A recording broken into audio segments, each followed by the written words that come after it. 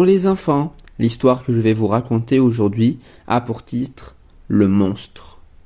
Krishna vivait dans les hautes montagnes du Népal. Si on lui avait demandé de résumer en quelques mots les 7 premières années de sa vie, elle aurait dit « dure mais heureuse ». Dure parce qu'elle appartenait à une famille de 14 enfants et que parfois les moissons étaient maigres, ce qui voulait dire qu'il n'avait pas grand-chose à manger. Heureuse parce que c'était amusant de ramasser du bois avec ses sœurs et d'aider sa mère à faire à manger. Oui, pendant les 7 premières années de sa vie, Krishna eut un sourire heureux. Mais ensuite, avec une soudaine cruauté, tout changea.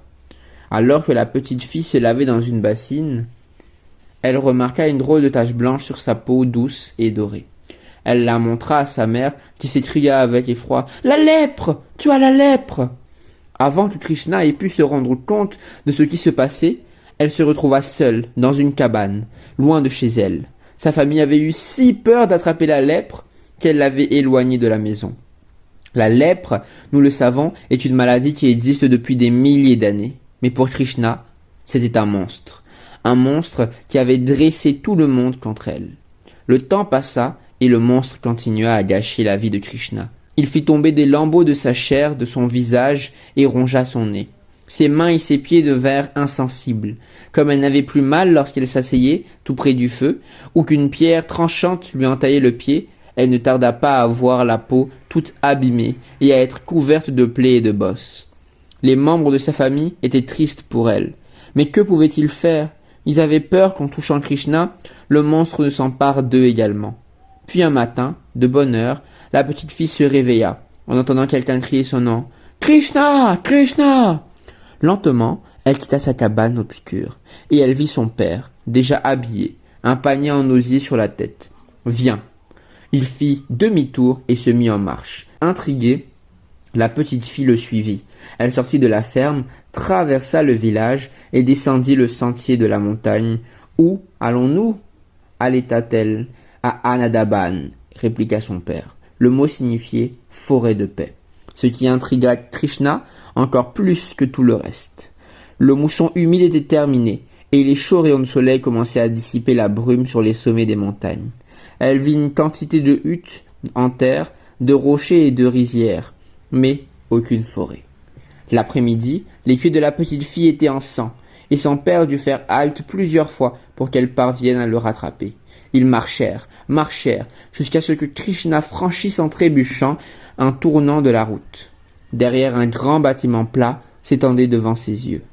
« Voici Anadaban » déclara son père. « Mais, où sont les arbres ?» dit Krishna en suffoquant. Son père déposa son fardeau. « Anadaban est un hôpital, pas une forêt, dit-il doucement. Les chefs du village m'ont ordonné de te conduire ici. » Krishna trembla et eut envie de se cacher.